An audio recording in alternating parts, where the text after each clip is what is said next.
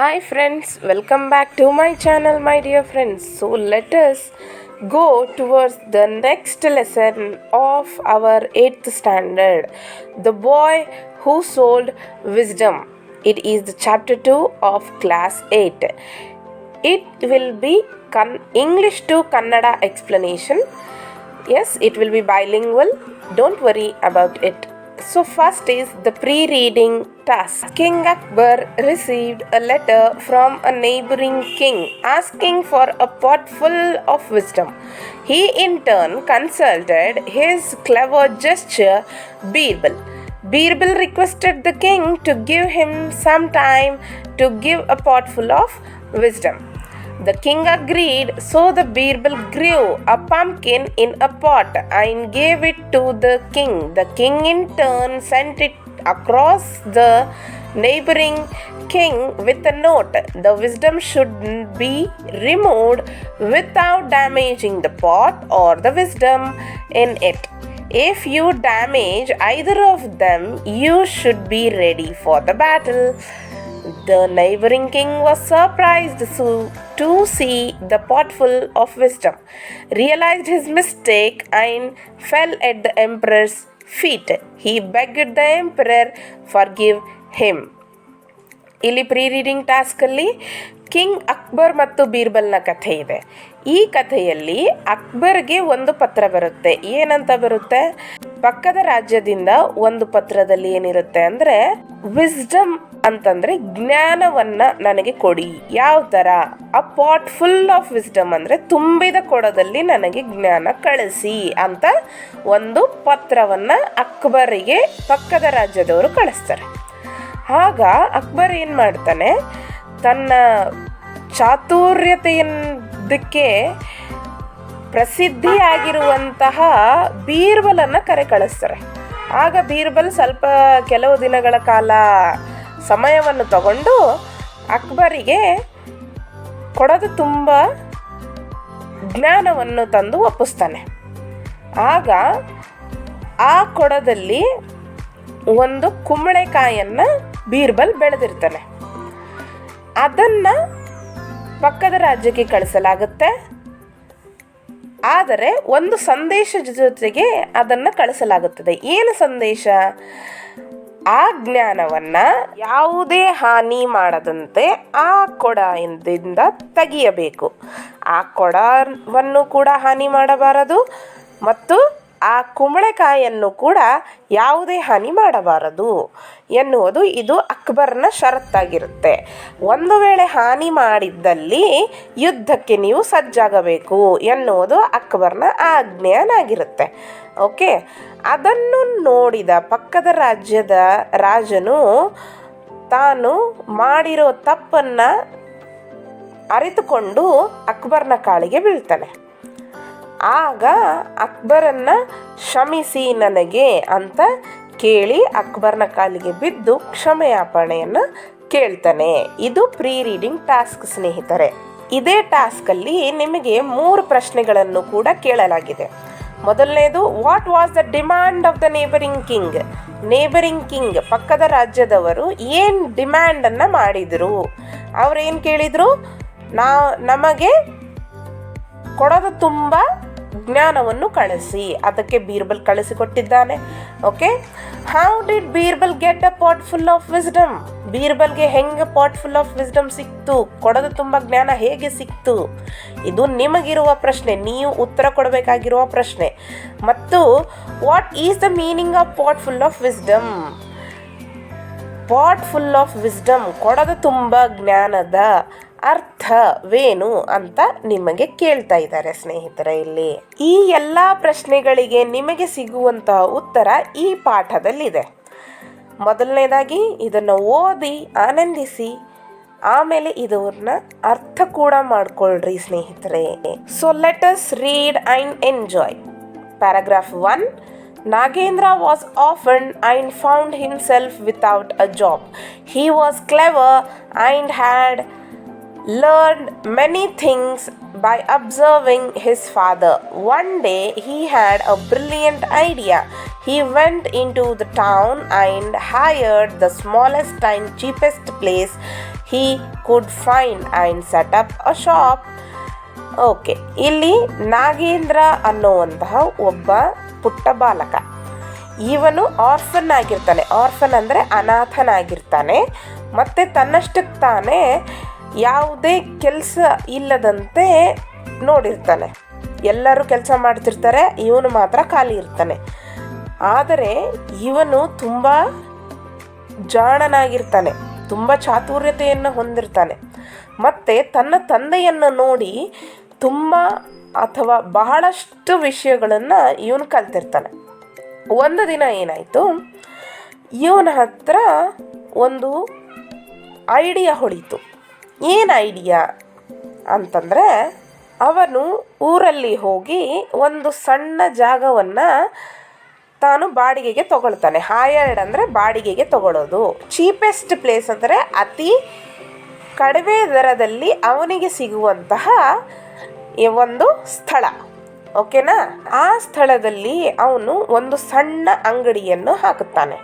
ಒಂದು ಸಣ್ಣ ಪುಟ್ಟ ಅಂಗಡಿಯನ್ನು ಹಾಕುತ್ತಾನೆ. He spent a few nickel coins he had on paper, ink and a pen.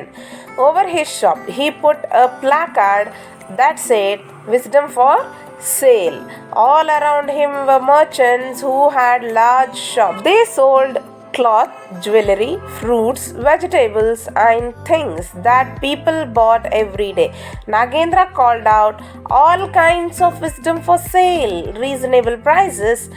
The people who had come to buy things couldn't see anything in his shop, but could hear the words he was shouting. They crowded around and laughed at him. No one bought even one piece of wisdom for him, but he was patient.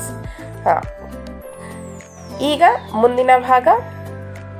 ಅವನೇನು ಮಾಡ್ತಾನೆ, ತನ್ನ ಹತ್ತಿರದಲ್ಲಿ ಇರೋ ಕೆಲವೊಂದು ಹಣವನ್ನು paper, ink ಮತ್ತು pen ಮೇಲೆ ಖರ್ಚು ಮಾಡ್ತಾನೆ. ಅದನ್ನು ತಗೊಂಬಂದು ತನ್ನ ಅಂಗಡಿಯಲ್ಲಿ ಇಡ್ತಾನೆ. ಆಗ ಒಂದು ಬೋರ್ಡನ್ನು ಹಾಕ್ತಾನೆ. ಏನು ಬೋರ್ಡನ್ನು ಹಾಕ್ತಾನೆ ಅಂದರೆ, ವಿಸ್ಡಮ್ ಫಾರ್ ಸೇಲ್, ಜ್ಞಾನವನ್ನು ನಾನು ಮಾರುತ್ತೇನೆ, ನಾನು ಜ್ಞಾನದ ಮಾರಾಟವನ್ನು ಮಾಡುತ್ತೇನೆ ಅಂತ ಹಾಕ್ತಾನೆ. ಆಗ ಅವನ ಅಕ್ಕಪಕ್ಕದಲ್ಲಿರೋ ಎಲ್ಲ ದೊಡ್ಡ ದೊಡ್ಡ ಅಂಗಡಿಗಳು ಅಲ್ಲಿ ಬಟ್ಟೆ ಮತ್ತು ಒಡವೆ ಮತ್ತು ಹಣ್ಣು ಹಂಪಲ ತರಕಾರಿ ಈ ಎಲ್ಲವನ್ನು ಮಾರಾಟ ಮಾಡ್ತಾಯಿದ್ರು. ಯಾವುದೇ ವ್ಯಕ್ತಿ ಅವನ ಅಂಗಡಿಗೆ ಬಂದಾಗ ನೋಡಿದಾಗ ಅವನ ಅಂಗಡಿಯಲ್ಲಿ ಏನೂ ಇರ್ತಿರಲಿಲ್ಲ.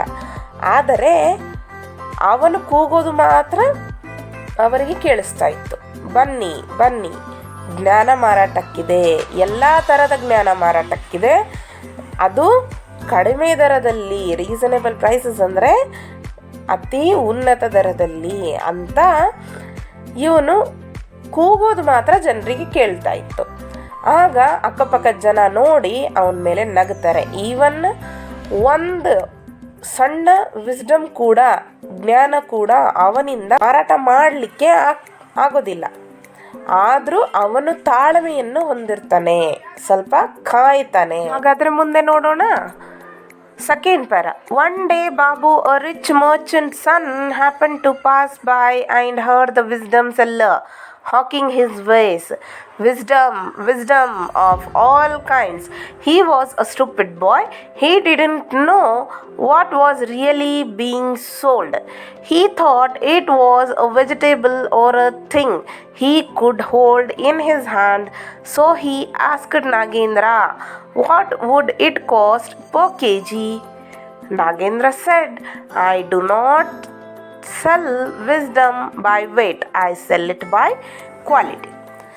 ಓಕೆ, ಮುಂದಿನ ಪ್ಯಾರದಲ್ಲಿ ಏನಾಗುತ್ತೆ, ಬಾಬು ಅನ್ನೋ ಒಂದು ದೊಡ್ಡ ವ್ಯಾಪಾರಿಯ ಮಗ,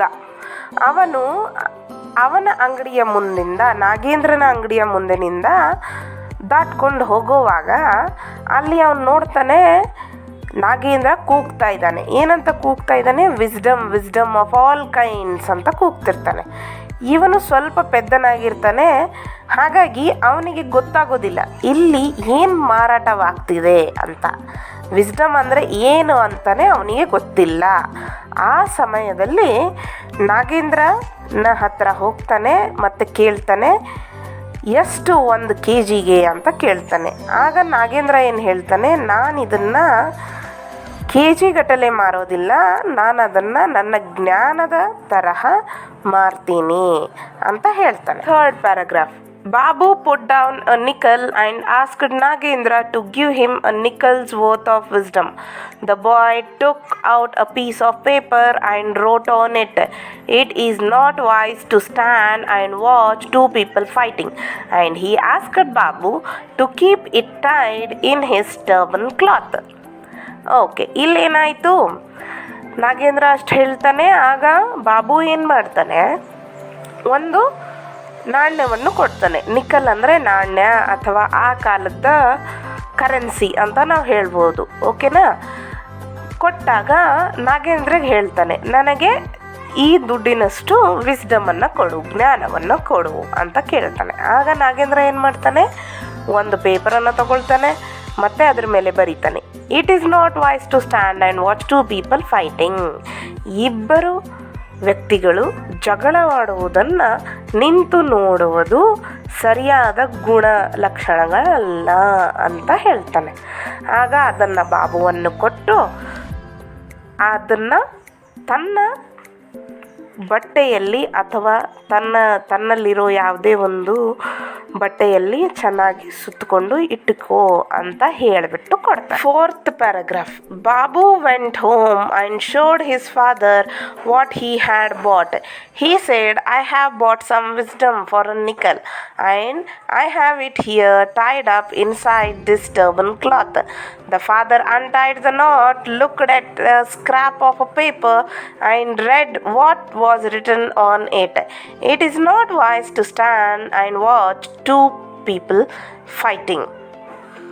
ಈಗ ಏನಾಯಿತು, ಬಾಬು ಆ ಜ್ಞಾನವನ್ನು, ನಾಗೇಂದ್ರ ಕೊಟ್ಟಿರುವಂತಹ ಜ್ಞಾನವನ್ನು ತಗೊಂಡ್ಕೊಂಡು ಮನೆಗೆ ಹೋಗ್ತಾನೆ.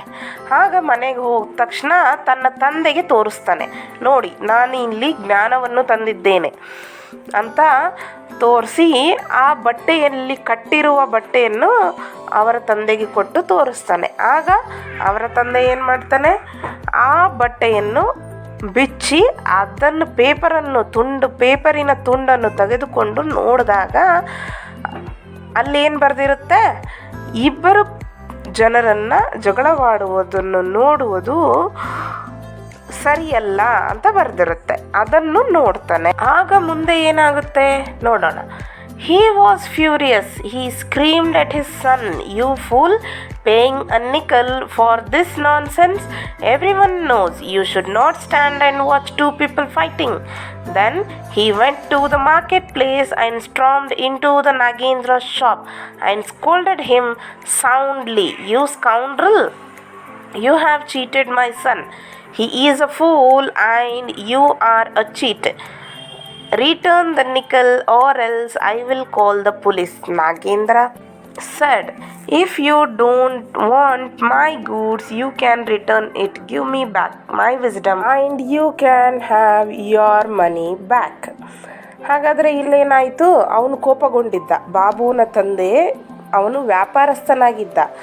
ಅವನು ಏಕೆ ಕೋಪಗೊಂಡಿದ್ದಂದರೆ, ಅಯ್ಯೋ ಮೂರ್ಖ, ಇದು ಎಲ್ಲರಿಗೂ ಗೊತ್ತಿರುವಂಥ ವಿಷಯ, 2 ಜನ ನಿಂತ್ಕೊಂಡು ಜಗಳವಾಡುವುದನ್ನು ಯಾರೂ ನೋಡಬಾರ್ದು, ಇದು ಕಾಮನ್ ಸೆನ್ಸ್, ಸಾಮಾನ್ಯ ಜ್ಞಾನ ಅಂತ ಸಿಟ್ಟು ಮಾಡಿಕೊಂಡು ನಾಗೇಂದ್ರನ ಅಂಗಡಿಗೆ ಹೋಗ್ತಾನೆ.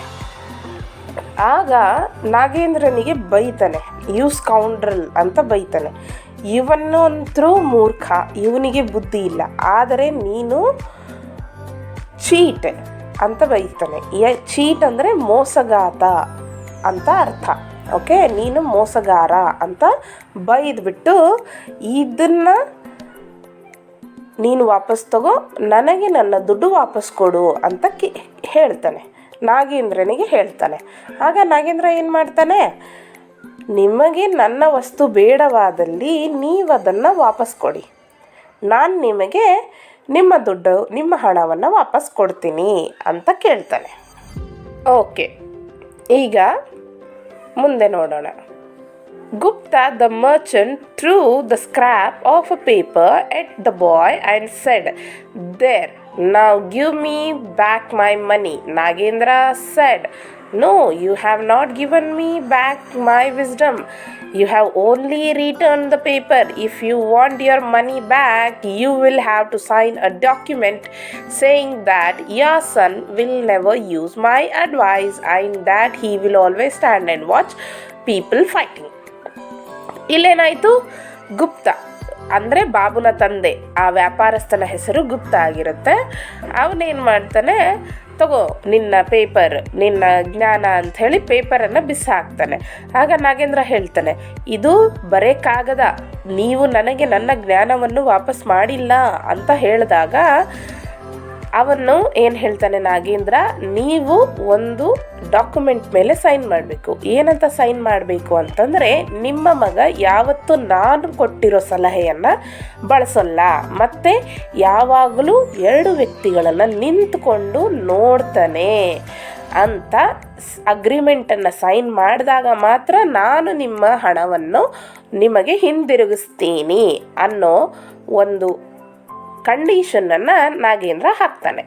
So next, the passer boys supported Nagendra. So Gupta readily signed the document and took his money. He was happy that it had been easy to undo his son's foolish bargain. Okay, ಇಲ್ಲೇನಾಯಿತು, ಎಲ್ಲಿ ಪ್ಯಾಸರ್ ಬಾಯ್ಸ್ ಅಂತಂದರೆ ಅಲ್ಲಿರ್ತಕ್ಕಂಥ ಜನ ಯಾರು ಹೋಗ್ತಿರ್ತಾರೆ ಅಥವಾ ವ್ಯಾಪಾರ ಮಾಡ್ತಿರ್ತಾರೆ ಅವರೆಲ್ಲರೂ ಇವರ ಜಗಳವನ್ನು ನೋಡಿ ನಾಗೇಂದ್ರನಿಗೆ ಬೆಂಬಲವನ್ನು ಕೊಡ್ತಾರೆ. ಹಾಗಂತ ಗುಪ್ತಾ ಏನು ಮಾಡ್ತಾನೆ, ಏನು ಒಂದು ಅಗ್ರಿಮೆಂಟ್ ಅಲ್ವಾ ಅಂತ ಸೈನ್ ಮಾಡಿ ತನ್ನ ಹಣವನ್ನು ವಾಪಸ್ ತಗೊಳ್ತಾನೆ. ಅವನೇನು ಅಂದ್ಕೊಳ್ತಾನೆ, ಗುಪ್ತಾ ಇದು ಭಾಳ ಸುಲಭವಾಗಿ ನಾನು ನನ್ನ ಹಣವನ್ನು ತೆಗೆದುಕೊಂಡೆ, ನನ್ನ ಸನ್ ಅಥವಾ ನನ್ನ ಮಗ ಮಾಡಿರ್ತಕ್ಕಂಥ ಮೂರ್ಖತನಕ್ಕೆ ನಾನು ಈ ಬೆಲೆ ಕಟ್ಟಬೇಕಾಗ್ತಿತ್ತು ಅನ್ನೋ ಒಂದು ಖುಷಿಯಲ್ಲಿರ್ತಾನೆ. Please guys, please do share, like and subscribe. ಮುಂದೇನಾಗುತ್ತೆ 2ನೇ ಭಾಗದಲ್ಲಿ ನೋಡೋಣ ಸ್ನೇಹಿತರೆ.